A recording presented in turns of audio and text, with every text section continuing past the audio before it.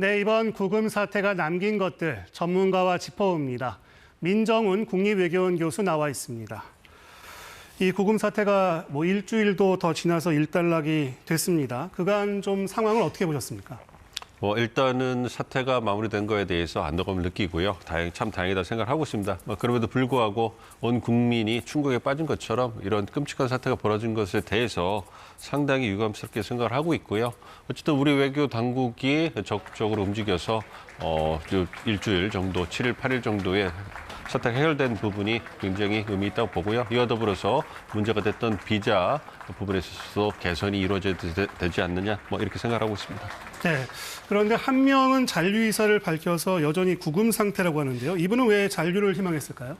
언론 보도에 따르면 이분은 지금 영주권을 신청하신 것 같아요. 그렇기 때문에 가족들도 지금 미국에 거주를 하고 계시고 그렇기 때문에 영주권 신청한 기간 동안에 출국을 했다 다시 재입국하는 것은 영주권을 받는데 결코 유리한 것이 아닙니다. 그렇기 때문에 그러한 부분에서 불이익이 있을 가능성을 고려해서 이제 잔류하신 걸로 결정을 했고요. 일단 보석을 신청하셔서 가족부로 들어간 다음에 이민 법원의 재판을 통해 가지고 불이익을 받지 않도록 제도적인 보완을 할 거고요. 만약에 이분이 적법한 H1B라든지 비자를 갖고 영주권을 신청하신 분이고 오랫동안 아무 문제 없이 미국에 거주하신 분이라면 이거는 미국 당국이 불법적인 체포 구금을 한 거기 때문에 나중에 어떤 소송을 통해서 그러한 부분이 밝혀질 수도 있을 거다 이렇게 생각하고 있습니다. 네.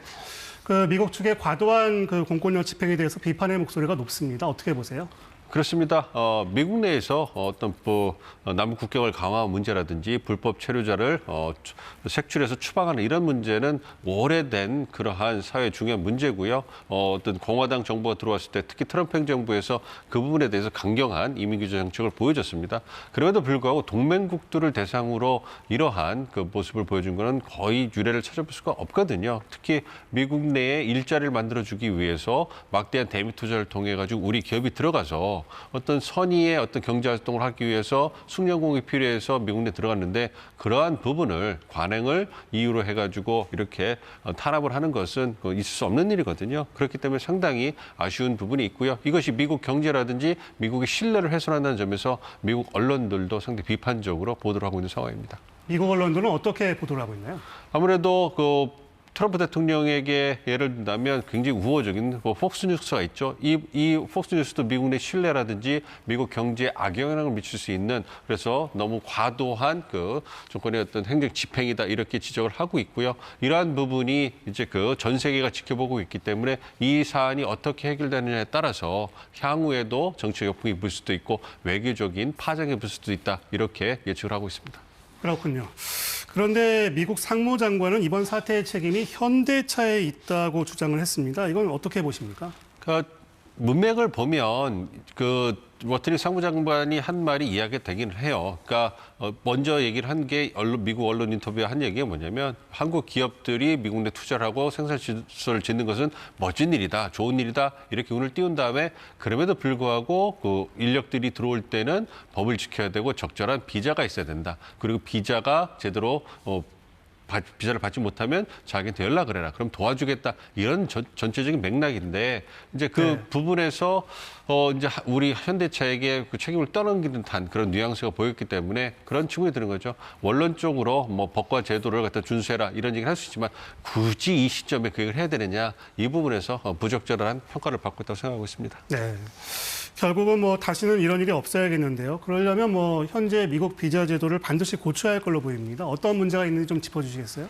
무엇보다도 지금 우리 숙련공들이 들어갔을 때 언론 보도 나오는 걸 보면 대부분 절반 정도가 이스타 관광 비자를 갖고 이제 들어가서 그 업무를 보셨고요. 그렇지 않으면 단기 상용 비자, B1, B2 비자를 가지고 들어가셔서 이제 근무를 하셨는데 B1, B2 비자 같은 경우에는 굉장히 좀 모호한 영역이 있습니다. 그래서 그런 부분에서는 향후에 법령 해석을 통해 가지고 우리가 대처할 필요가 있습니다만 이스타 비자를 가지고서 업무를 보신 것은 그런 상당히 문제가 될 수 있기 때문에 그러한 기업의 관행, 즉 적절한 비자를 받기 어렵기 때문에 우리 기업들이 이제 인력 수급의 원활한 공급을 위해서 어쩔 수 없이 이스타라든지 B1, B2를 관행적으로 써온 부분이 있거든요. 그 부분이 이제 제도인 걸린 거기 때문에 제도 보완이 필요하다고 생각하고 있습니다.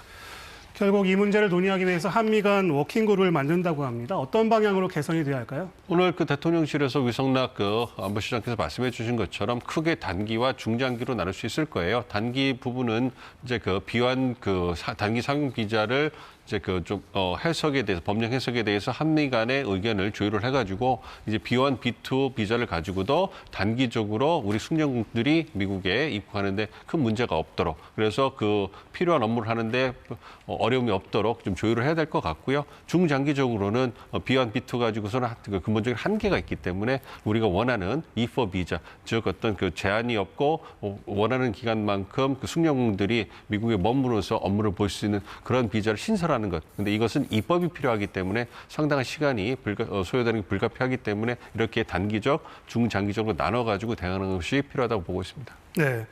그리고 미국 측이 우리가 미국인을 훈련시켜 줄 것을 요구하고 있지 않습니까? 근데 이게 현실적으로 어려운 부분도 있고 좀 기술 유출 우려도 있어 보이는데 어떻게 보세요?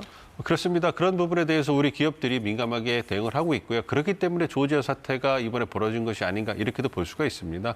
처음에 공장을 짓고 설비나 공정을 갖다 만들어 놓을 때는 이때는 미국 인력들이 들어갈 수가 없거든요. 그래서 우리의 어떤 전문 숙련된 인력들이 들어가서 보안을 유지하면서 업무를 봐야 되기 때문에 미국 내 인력을 고용하지 못했기 때문에 미국 내 불만이 나왔다 이렇게도 볼 수가 있거든요. 네. 그 부분은 앞으로도 유지가 될 거라 생각합니다. 그렇지만 공장이 지어지고 단순하게 이제 공정을 운영하는 데 있어서 미국 내 인력을 훈련시켜서 투입할 수 있기 때문에 그러한 부분이 분리가 돼서 운영이 된다면 크게 보안에 있어서는 우려하지 않으셔도 될 것으로 기대하고 있습니다. 네. 그리고 미국의 관세 압박이 다시 있습니다. 러트니 장관이 한미 간 무역 협정과 관련해 합의한 대로 수용하지 않으면 이전 수준의 관세를 맞게 될 것이다. 이런 말을 했다는데요. 이 말은 무슨 뜻인가요? 우리가 7월 말에 관세 협상을 미국과 체결하지 않았습니까? 거기에서 큰 틀에서 얼개를 맞췄어요. 그래서 대미추 3,500억 달러를 이제 우리가 투자하는 것을 조건으로 상호관세 25%를 15%로 낮춰주겠다. 그리고 자동차가 같은 품목 관세도 15%로 이제 고정하겠다. 이런 얘기를 했는데 그런 부분에서 아직까지 3,500억 달러를 투자하는 부분에 있어서 한미 간의 이견이 있기 때문에 그 이견이 해결되지 않으면 그렇다면 상호관세를 다시 25%를 올리고 자동차 관세 15%를 적용해 줄 수 없다 이렇게 압박하고 있는 부분입니다. 그러나 여전히 한미 간의 이 부분에 대해서는 이견이 크기 때문에 앞으로도 상당한 진통이 예상되고 있다 이렇게 보고 있습니다. 네. 한미 관계가 또 시험대에 올랐다 이런 말들이 있습니다. 어떤 전략이 우리가 필요할까요? 큰 틀에서는 미국과의 관계가 굉장히 중요합니다. 전략적으로 중요한 파트너이기 때문에 큰 틀에서 미국과 우호적인 관계, 동맹 관계를 강화하는 게 필요하고요. 그렇지만 세부적 사안에서 이번에 관세 협상에서 볼 수 있는 것처럼 우리의 이익을 지키는 것이 필요하기 때문에 국익을 토대로 해서 원칙을 세워서 우리가 양보할 수 있는 것, 꼭 지켜야 되는 것, 그리고 뭔가 딜을 할 수 있는 부분을 나눠가지고 미국과 함께 윈윈할 수 있는 그러한 지혜로운 전략을 찾아야 될 것 같습니다. 네, 민정훈 국립외교원 교수였습니다. 말씀 잘 들었습니다.